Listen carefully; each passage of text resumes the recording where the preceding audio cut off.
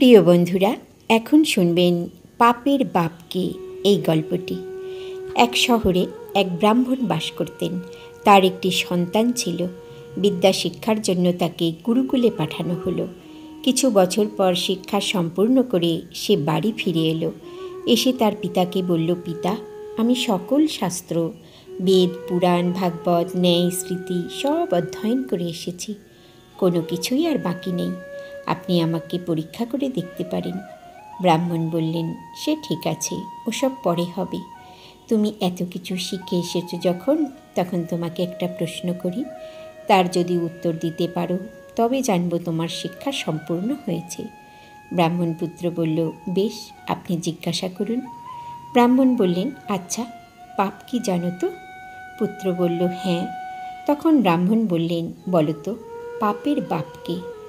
পাপের বাপ শুনে তো ব্রাহ্মণ পুত্র অনেক চিন্তা করলেন, কিন্তু কিছুতেই উত্তর খুঁজে পেল না। তখন সে তার লোটা কম্বল নিয়ে বেরিয়ে পড়ল আর পিতাকে বলে গেল, আমি যাচ্ছি এই প্রশ্নের উত্তর খুঁজতে। যতদিন না এর উত্তর পাই ততদিন আমি এই গৃহে আর ফিরব না। এই বলে ব্রাহ্মণ পুত্র দেশ দেশান্তরে ঘুরে বেড়াতে লাগলো আর সকলকে জিজ্ঞাসা করতে লাগলো, পাপের বাপকে? কিন্তু কারোর কাছেই এর সদুত্তর পেল না। একদিন ঘুরতে ঘুরতে এক গ্রামে উপস্থিত হলো। দেখে সামনেই এক সুন্দর বাড়ি। সারা বাড়ি সুন্দর করে মাটি দিয়ে নেকানো, সামনে তুলসী মঞ্চ। এদিকে ব্রাহ্মণপুত্রের খুব তেষ্টা পেয়েছে, তাই ওই বাড়ির দিকে এগিয়ে গেল। বাড়িতে প্রবেশ করতেই এক সুশীলা রমণী বেরিয়ে এসে বলল, হে ঠাকুর, আমার গৃহ আপনার পদস্পর্শে ধন্য হলো। বলুন, আপনার কি সেবা করতে পারি?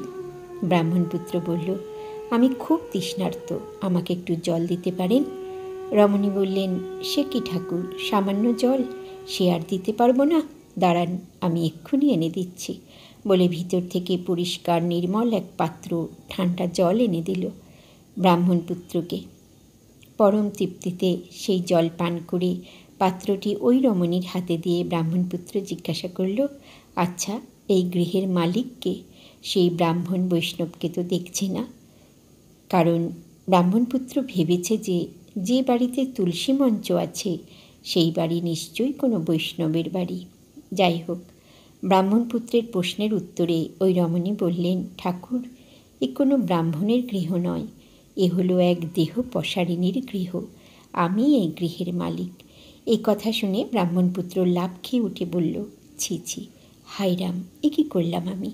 পাপের বাপ খুঁজতে এসে নিজেই পাপ করে বসলাম। বারঙ্গনার হাতে জল খেয়ে আমি এ কী পাপ করলাম? হায় ভগবান, আমায় এখনই গঙ্গা স্নান ও প্রায়শ্চিত্ত করতে হবে। ওরে ও হতভাগী কুলটা, তোর এতটুকু বুক কাঁপল না আমাকে জল দিতে? আমি তোকে অভিশাপ দেব। সঙ্গে সঙ্গে রমণী বললেন, ঠাকুর, আমার একটি নিবেদন আছে।